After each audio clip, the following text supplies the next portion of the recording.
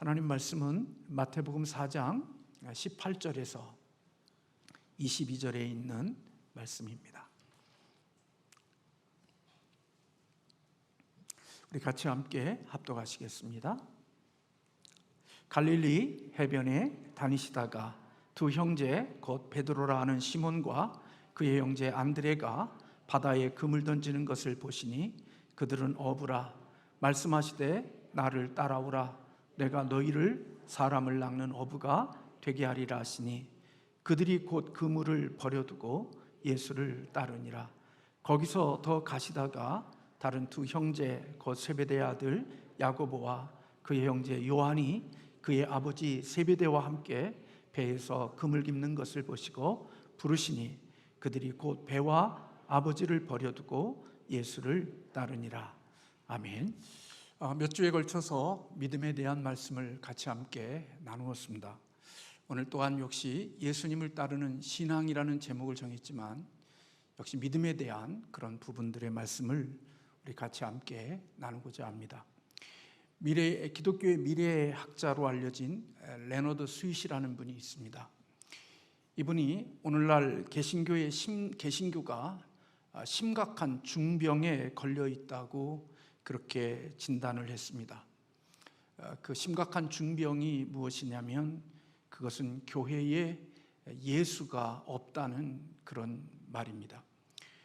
교회가 예수가 없고 예수 위에 다른 것들로 꽉 채워져 있는 예수 결핍 장애를 가지고 있는 교회가 오늘 이 시대의 기독교의 모습이라고 말했습니다. 개혁교회는 아니지만 여전히 오늘 이 시대에 많은 사람들에게 영향을 주고 있는 톰 라이터는 교회 안팎에 수많은 사람들이 허구적인 예수를 만들어냈다고 그렇게 말합니다. 이들이 만들어낸 예수는 때때로 행복감을 선사할 뿐 결코 무슨 일을 해야 한다든지 그리고 무엇을 행동하라고 요구하지 않는 예수를 이 시대에 살아가는 교회 안과 교회 밖에 있는 사람들이 이런 예수를 만들었다 그렇게 이야기했습니다. 다시 말하면 현대인들이 만들어 놓은 예수는 쉬운 예수, 편한 예수, 우리에게 원하는 것을 주는 예수를 만들어 놨다는 것입니다. 그러나 톰 라이트는 이어서 말하기를 진짜 예수는 그런 예수가 아니라 실천을 종용하고 사람들의 마음을 불편하게 하셨을 것이다 그렇게 보았습니다. 우리가 인생을 살면서 너무 듣기 좋은 말은 사실이 아닐 가능성이 굉장히 높죠. 적게 투자했는데 엄청난 것을 준다고 하는 그 말은 듣기에 굉장히 좋은 소리지만 사실이 아닐 가능성이 참으로 높은 것입니다. 제가 이번 주에 읽은 책 가운데 윌리몬이라는 사람이 쓴 책에 보니까 기독교가 훌륭한 종교인 한 가지의 이유는 다른 여러 세계 종교와 달리 기독교는 고통일랑 전혀 없고 행복과 기쁨만 가득한 삶을 우리에게 약속하지 않는다는 점 때문에 나는 기독교가 훌륭하다는 사실을 안다 그렇게 이야기했습니다. 그런데 오늘날 우리가 예수를 믿는 우리들은 이렇게 엘리몬이 이야기한 대로 고통과 행복과 기쁨만 가득한 것을 약속하지 않는 예수 때문에 그 기독교가 좋다고 말하는데 우리는 이런 예수를 거부하고 쉬운 예수 또 우리가 만든 그런 예수를 좋아하는 경향이 있다는 것입니다. 예수님께서 사역하셨을 때 많은 사람들이 예수님을 따랐습니다. 예수님은 자신을 따르는 많은 무리들을 향하여서 누구든지 나를 따라오려거든 자기를 부인하고 자기 십자가를 지고 나를 따를 것이라고 말씀해 주셨습니다. 진짜 예수님을 따르기 위해서는 헌신과 희생과 십자가를 각오해야 한다고 예수님이 단호하게 말씀하셨을 때 많은 사람들이 예수님에게 물러갔고 다시는 예수님과 함께 다니지 않았다고 요한복음에서 말씀하고 있습니다. 예수님을 진정으로 믿는 제자로 산다는 것은 예수님을 믿기만 하는 차원이 아닌, 예수님을 아는 것만으로 아는 것이 아닌, 예수님을 따르기 위해서 자기를 부인하고 자기 십자가를 지는 것이 예수님을 따르는 제자가 된다는 의미라는 것입니다. 어느 성도가 저에게 그런 이야기를 해줬습니다. 목사님이 생각하는 믿음과 평신도들이 생각하는 믿음의 의미가 다릅니다. 그 사실을 목사님이 아시는 게 중요합니다. 그런 이야기를 저에게 해주었습니다. 똑같은 믿음이라는 단어를 쓰고 있지만 목사님이 생각하는 믿음의 의미와 평신도가 생각하는 믿음의 의미가 각각 다를 수 있다는 것입니다. 예수님의 1세기 당시 청중들은 믿음이라는 것을 이야기할 때 그 믿음 속에는 오늘 우리가 말하는 믿음과 의미가 달랐습니다. 예수님이 제자를 믿는다는 그 믿음 속에는 예수님이 죽으시고 부활하시고 승천하셨다는 사실을 머리로만 인정한 것이 아니라 1세기의 초대교회에 예수님을 믿는 사람들의 믿음은 예수님이 걸어가셨던 그 길에 적극적으로 참여하고 예수님의 그 길에 함께하는 것을 믿음이라고 여겼다는 것입니다.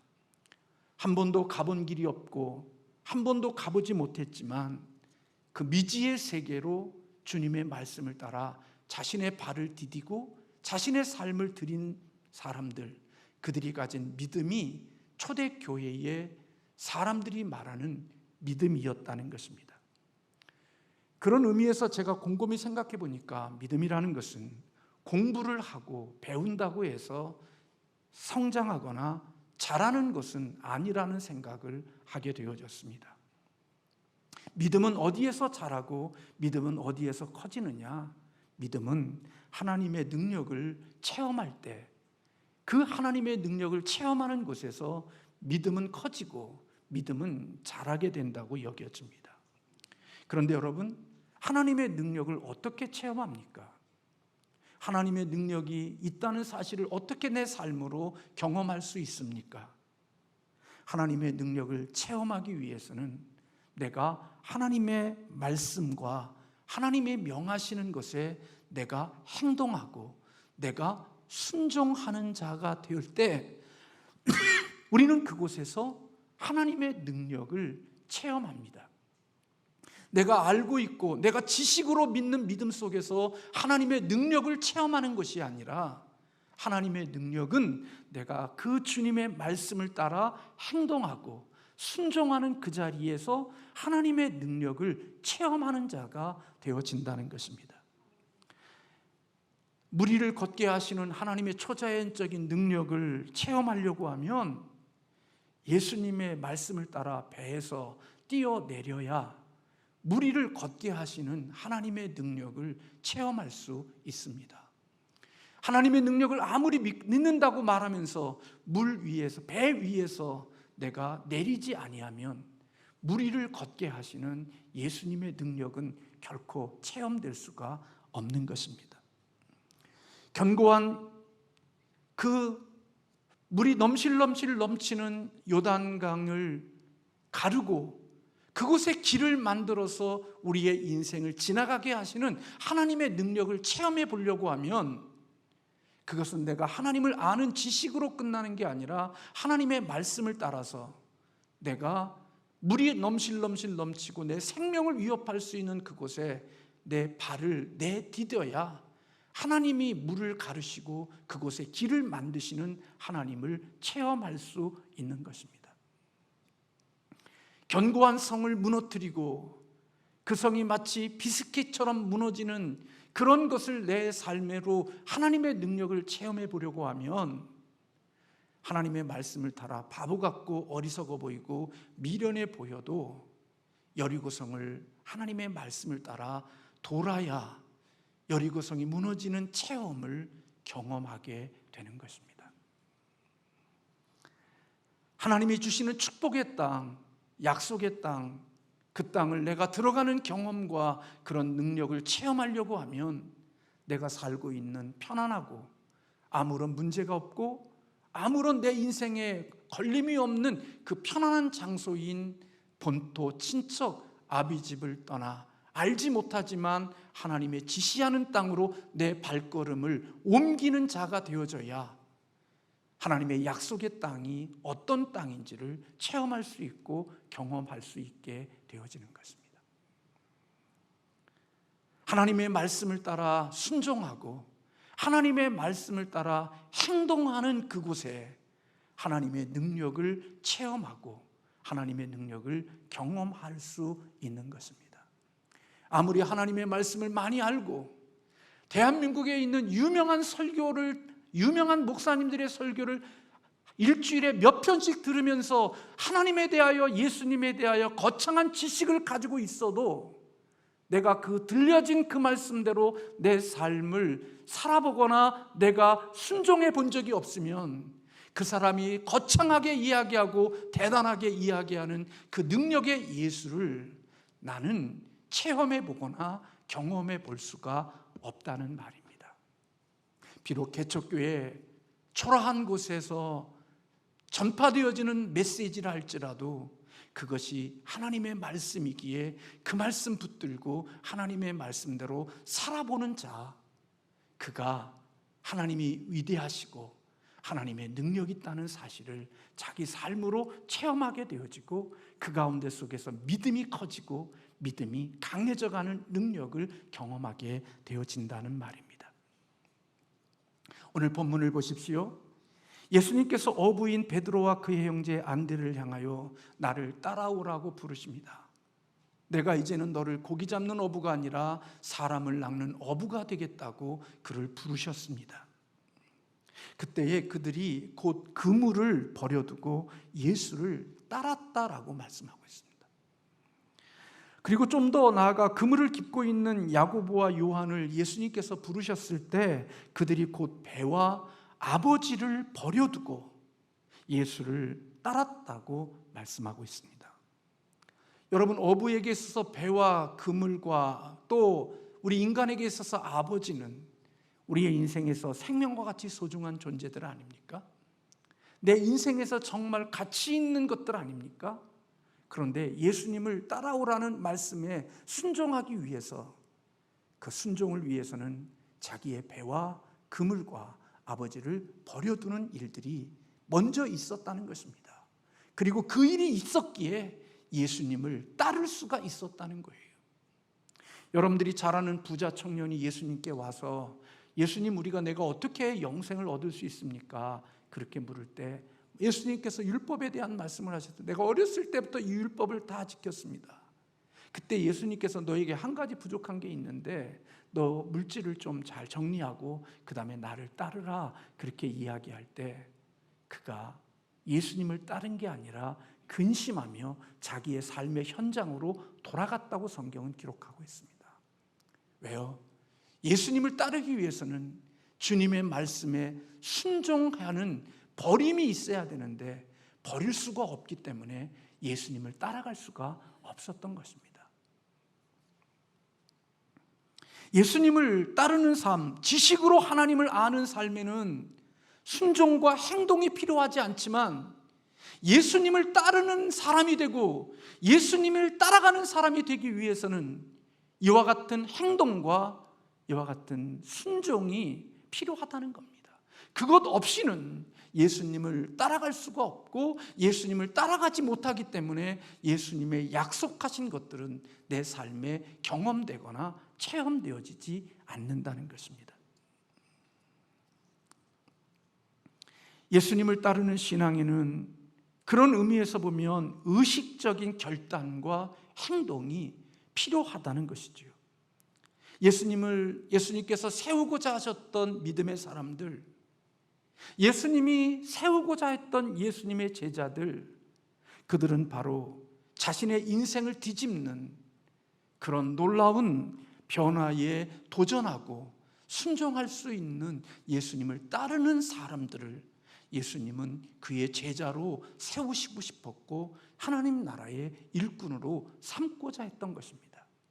머리로만 아는 지식인이 아닌, 지성인이 아닌 행동하는 그리스도인, 때로는 내 인생의 놀라운 변화와 변혁적인 삶을 요구하는 그 속에서도 그것에 대한 위험이 있음에도 불구하고 주의 말씀 앞에 순종하고 따라가는 그런 사람들을 주님은 세우기를 원하셨다는 것입니다.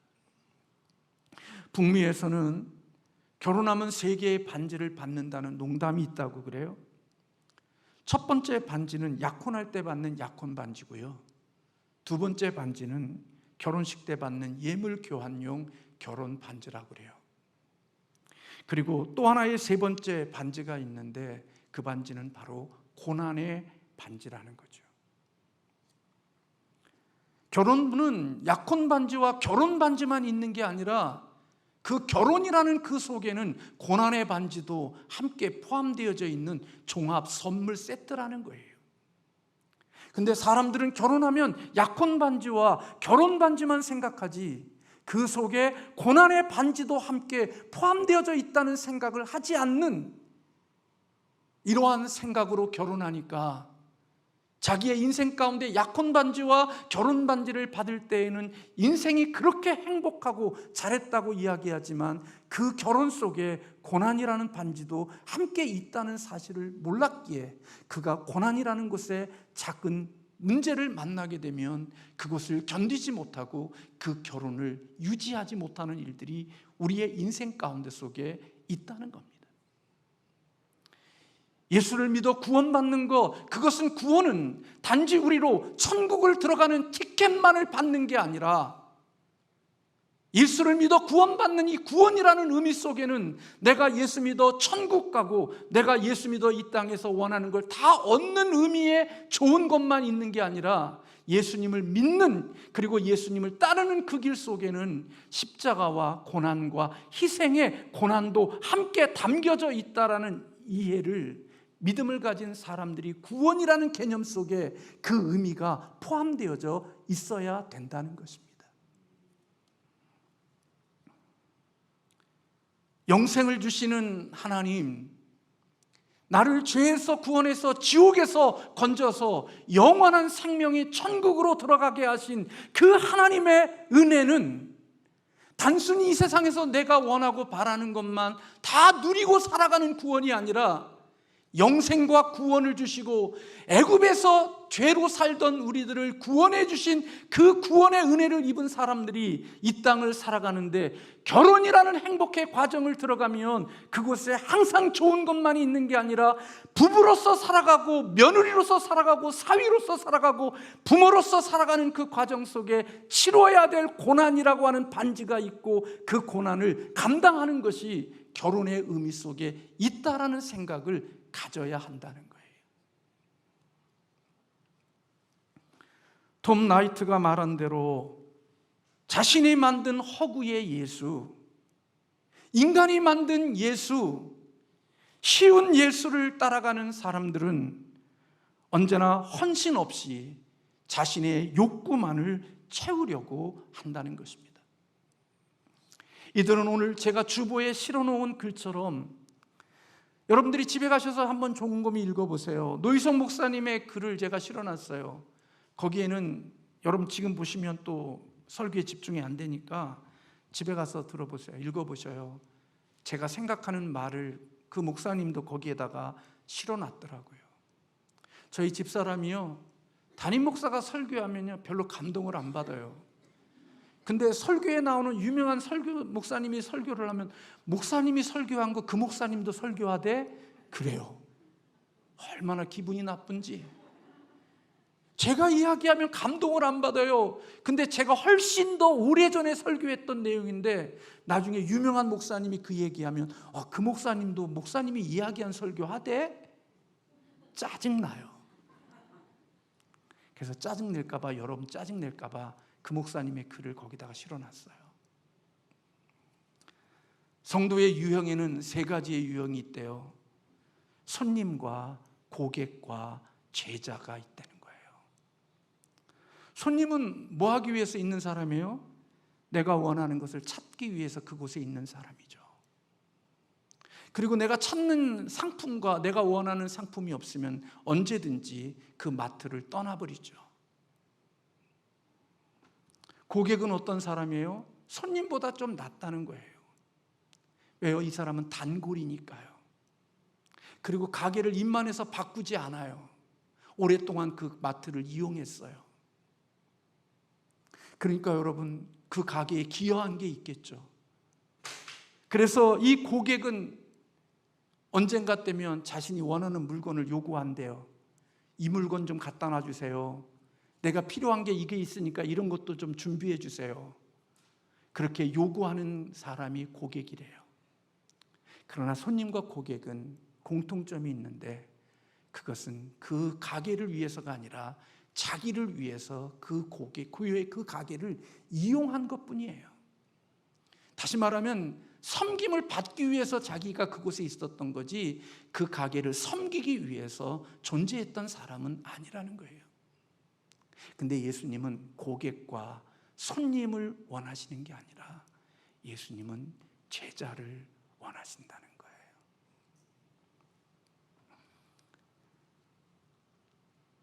예수님을 따르는 제자들에게는 헌신과 희생이 요구되어지는 거죠.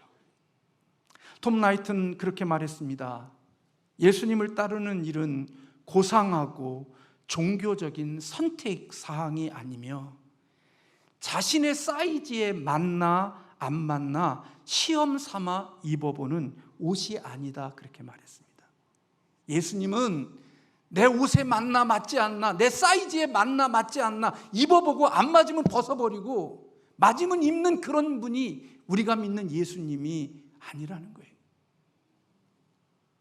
예수님을 따르는 일은 힘든 선택을 요구하는 것이지, 예수님이 내 옷에 맞나 안 맞나 그거 따지면서 안 맞으면 벗어버리는 그런 예수가 성경이 말하는 예수는 아니라고 말한 거예요.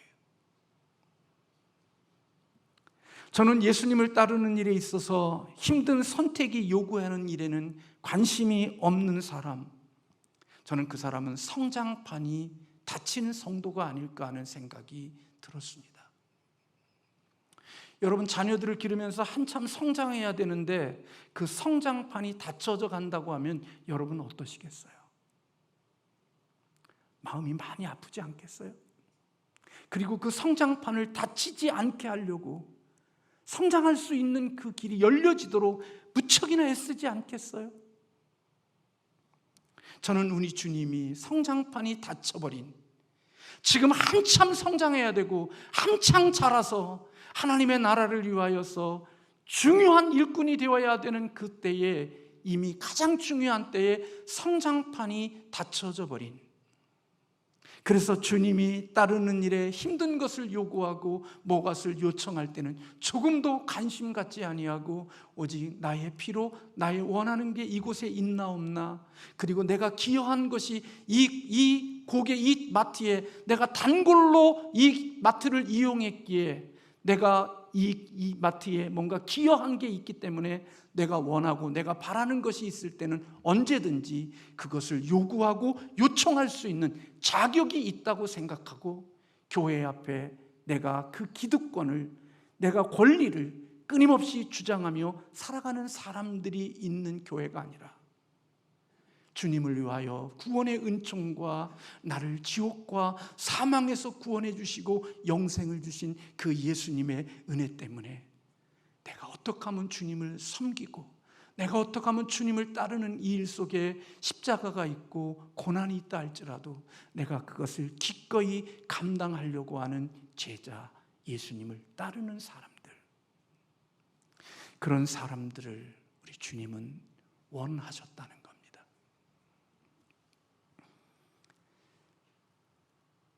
사랑하는 성도 여러분, 저와 여러분은 아무리 이 세상에 탕자로 살아도 하나님의 자녀입니다.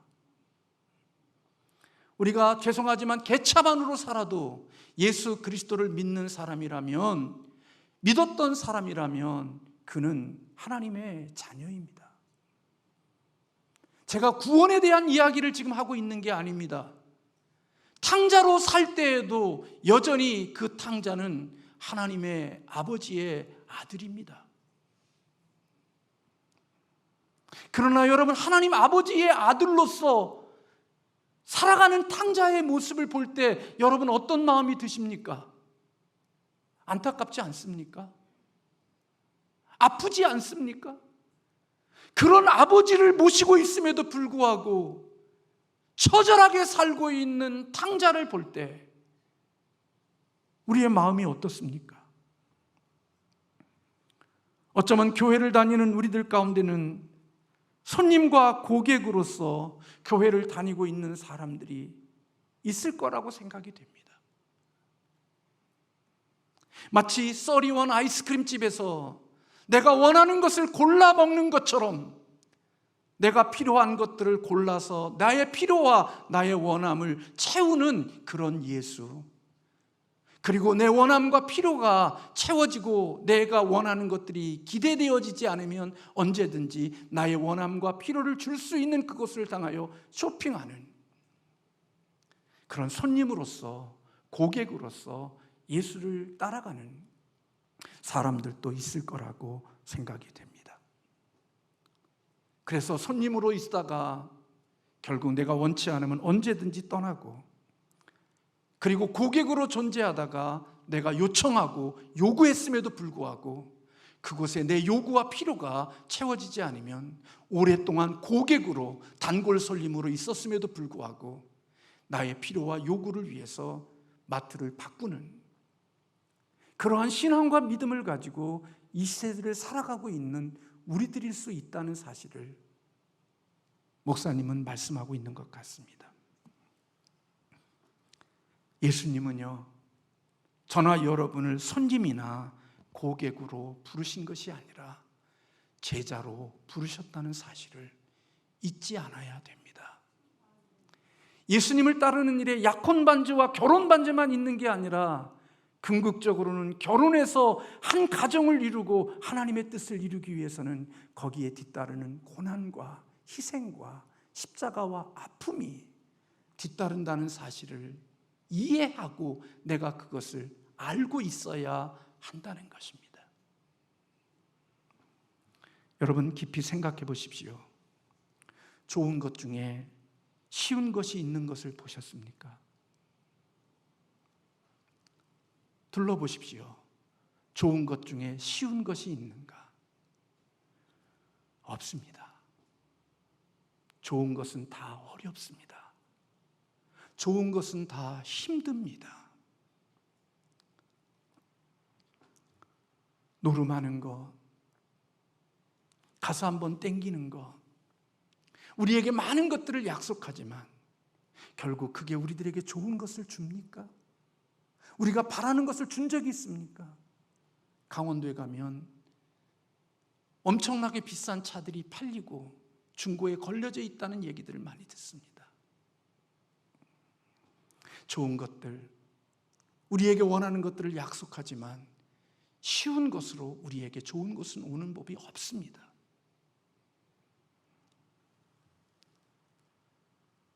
그런 면에서 가짜 예수는 쉽지만 진짜 예수는 어렵습니다. 가짜 예수는 편안하지만 진짜 예수는 불편합니다. 그런 면에서 볼 때 어느 분이 기록한 책처럼 쉬운 예수는 이 땅에 없는 것입니다. 쉬운 예수를 선택하려고 하면 여러분은 여러분이 만든 예수를 따라가야 되고 세상의 이단들이 만든 가짜 예수를 따라가야 됩니다. 진짜 예수를 따라가려면 힘들고 불편하고 어려운 것입니다. 그래서 여러분, 하나님께서는 우리에게 좋은 것을 주실 때 언제나 우리에게 큰 것을 요구하시는 겁니다. 여러분, 그래서 예수님의 제자가 되어지려고 하면 우리에게 이제까지 사용해 보지 않았던 근육들을 사용하게 하십니다. 마치 여러분들이 헬스장에 가면 그 이제까지 내가 평범하게 걷기만 했던 그 걷는 곳에 사용했던 그 근육들만을 쓰는 게 아니라 이제까지 한 번도 사용해 보지 않은 근육들을 움직이게 하고 그 근육들을 사용하게 하도록 우리를 도와주는 것을 보게 됩니다. 전 그런 거 별로 받지 않았지만 제가 생각하니까 그런 것 같아요. 근데 여러분, 내가 이제까지 쓰지 않았던 근육을 사용할 때 여러분 어떻습니까? 편합니까? 쉽습니까? 아니요. 제가 공부 학생이 문제 일으키고 학교에서 저기 했을 때 단체로 오리걸음하고 또 이렇게 도끼팀 뛰고 그래 보니까요, 평상시에 사용하지 않던 근육을 사용하니까요, 그 다음날 아침에 걷는 게 너무 힘들더라고요. 언덕배기 내려가려면요, 마치 뭐하고 닦지 않은 사람처럼. 왜요? 한 번도 사용하지 않는 근육을 사용했기 때문에 고통과 통증이 있는 겁니다. 예수 그리스도 쉽게 믿는 사람들은 어떤 의미에서 보면 한 번도 주님을 위하여서 다른 근육을 사용해 본 적이 없는 겁니다. 주일날 예배 와서 예배 드리고, 일주일에 한 번 예배 드리고 그냥 가서 일주일에 평범한 삶을 사는 거지, 내가 주님의 제자로서 주님을 따르는 일을 위하여서 내 영적인 근력들을 주님을 위해서 사용해 본 적이 없는 겁니다. 그래서 그 영적인 근력을 한번 사용해 보려고 하면 고통스럽고 아프고 힘든 겁니다. 평생 미워하고 증오하고, 그런 것이 나의 인생의 근력으로 사용되어졌던 근력이 어느 날 주님을 따르는 과정 속에 주님이 말씀하시는 사랑하고 용서하라고 하는 주님의 말씀을 따라 그 용서의 근력을 써보려고 하면 너무너무 고통스러운 겁니다. 아픈 겁니다.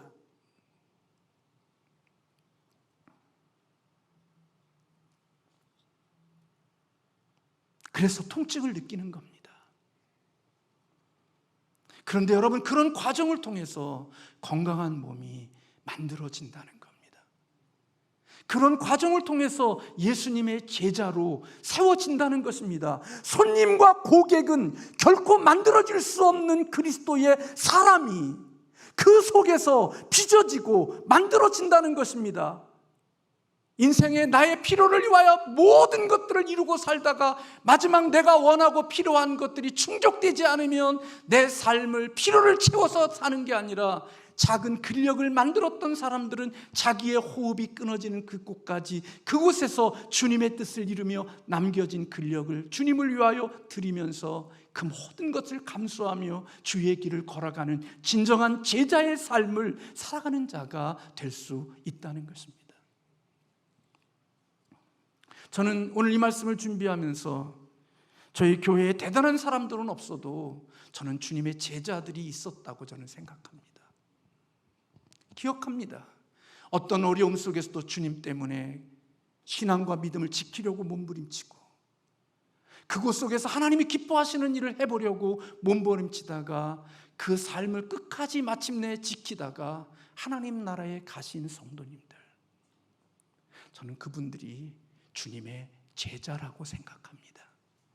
여기저기 손님으로서 화려하게, 고객으로서 대접받으면서 살다가 자기의 원함과 필요가 더 이상 채워지지 않으면 자기의 필요를 위하여서 살아가는 사람이 아닌 예수 그리스도의 제자로서 삶을 살아낸 사람들, 대단하진 않지만 그래도 주님께서 보실 때 진정한 제자였다고 생각이 되는 것입니다. 그래서 주보에 실은 대로 십자가는 딛고 일어서는 게 아니라 짊어지는 것입니다. 많은 사람들이 십자가를 딛고 자신의 인생을 행복하게 하는 것이라고 생각하지만, 십자가는 딛고 일어서는 게 아니라 십자가는 내가 짊어지는 것입니다. 왜 짊어져요? 하나님이 주신 은혜가, 구원의 은혜가 너무나 좋기 때문에, 이 세상과 비교할 수 없는 영생을 주셨기에 그분을 위하여서 십자가를 짓밟고 내 영광을 위해서 사는 게 아니라 그 십자가를 내 등에 짊어지고 주님을 따라가는 것이 믿음이고 신앙인 것입니다. 하나님은 왜 예수를 믿는 사람에게 성령을 주셨을까요? 물론 성령님이 계셔야 예수님을 나의 구주로 고백할 수 있기 때문이죠. 그러면 예수 믿게 해서 고백해서 이제는 천국 가는 티켓 얻어서 죽어서 천국 갈 수 있게 되어졌는데 왜 성령님은 여전히 내 안에 거하시는 걸까요? 제가 이해하기는 쉬운 예수를 거부하고 진짜 예수를 따를 수 있도록 우리에게 가르치시고 격려하시고 용기 주시고 힘 주시기 위하여 성령님이 내 안에 거하신다고 믿습니다. 내 마음대로 사는 예수, 내가 만들어 놓은 쉬운 예수를 따라가는 것이 아니라 진짜 예수님을 따라가기 위하여 내 힘으로 할 수 없고 내 힘으로 질 수 없는 그것들을 따르고 질 수 있도록 힘 주시기 위하여 성령님이 내 안에서 역사하시고 일하고 계신다고 여겨집니다. 하늘의 미랄이 땅에 떨어져 죽는 것 우리 할 수 없습니다. 배와 그물을 버리고 예수님을 따르는 것 우리 힘으로 할 수 없습니다. 거짓 예수가 아닌 진짜 예수를 따라가는 신앙은 예수님이 가신 길로 걸어가는 삶입니다. 그리고 예수님의 가신 그 길을 그대로 따라가는 사람들이죠. 그런데 예수님이 가신 길, 예수님이 지나간 길, 예수님의 만드신 길은 십자가의 길이며 좁은 길입니다. 그래서 예수님께서 말씀하시기를 좁은 길로 가는 사람들은 많지 않다. 손님과 고객은 좁은 길로 들어서는 법이 없다. 그들은 언제나 넓은 길을 좋아하지. 자기가 원하고 필요한 것들이 있는 곳을 찾지. 십자가가 있는 고난의 길, 좁은 길로 들어가는 사람은 많지 않다고 예수님이 말씀하셨다고 생각이 되어져요. 구원받은 진정한 그리스도인은 그 안에 성령님이 거하시고 그 안에 계시는 성령님의 능력으로 쉬운 예수를 떠나 진짜 예수를 따라갈 수 있도록 도와주시는 영이 하나님의 영이고 그 영이 여러분 곁에서 역사했고 그 영이 저와 여러분에게 지금도 함께 하시기에 여러분의 가족과 함께하고 여러분이 아프고 힘든 교회와 함께하고 여러분을 불편하게 하는 그곳 속에서도 여전히 그 십자가를 짓밟는 게 아니라 십자가를 내가 등에 지고 주님의 가신 길을 따라가고 있다고 여겨집니다. 이미 손님과 고객들은 이미 좋은 것으로 다 몫을 옮겨놨습니다. 그러므로 여러분, 결국 예수를 따르는 신앙은 진리를 따라가는 신앙이 참된 신앙인 것입니다. 하나님의 말씀에 순종하는 신앙이 참된 신앙입니다. 왜 하나님의 말씀을 배우고 압니까? 순종하기 위해서입니다. 순종할 때 내가 알고 있는 예수님의 능력과 예수님의 부요함과 예수님의 실력을 아는 것입니다. 내가 만난 예수, 내가 만든 예수를 따라가면 항상 건수만을 먹는다고 여겨져요. 근데 진짜 예수님을 따라가면 힘들고 어려운데 깊은 반석에서 솟아오르는 생수를 마시는 기쁨을 누리게 되어지는 거죠. 세상이 줄 수 없는, 하나님만이 줄 수 있고 주님만이 줄 수 있는 진정한 생수가 그 안에 터져서 건수 마시면서 지 행복하다고 말하고 다니는 사람들이 결코 볼 수 없는 가짜 예수를 따르는 자가 아닌 진짜 예수를 따르는 사람들에게 주시는 하늘나라의 진정한 생수를 삶에 경험하고 맛보고 살아가는 자가 되는 거죠.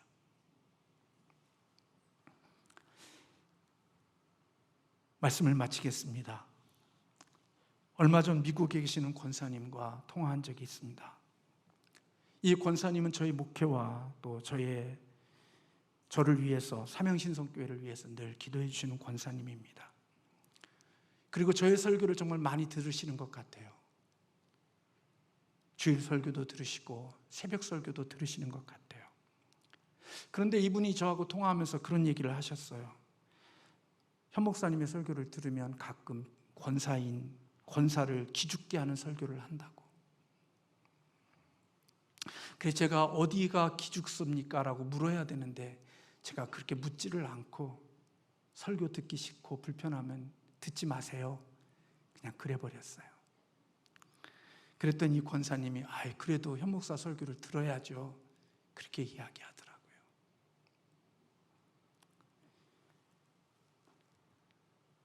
제가 설교를 듣지 말라는 것은 웃으면서 했어요. 화가 나서 한 게 아니고. 그리고 전화를 끊고 곰곰이 생각했습니다. 많은 생각을 했습니다.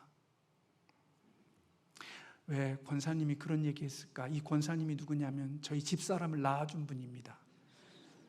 저의 장모님 되시는 분입니다. 아마 오늘 이 설교도 지금 듣고 계실런지도 모릅니다. 권사님이 왜 이 이야기를 했을까?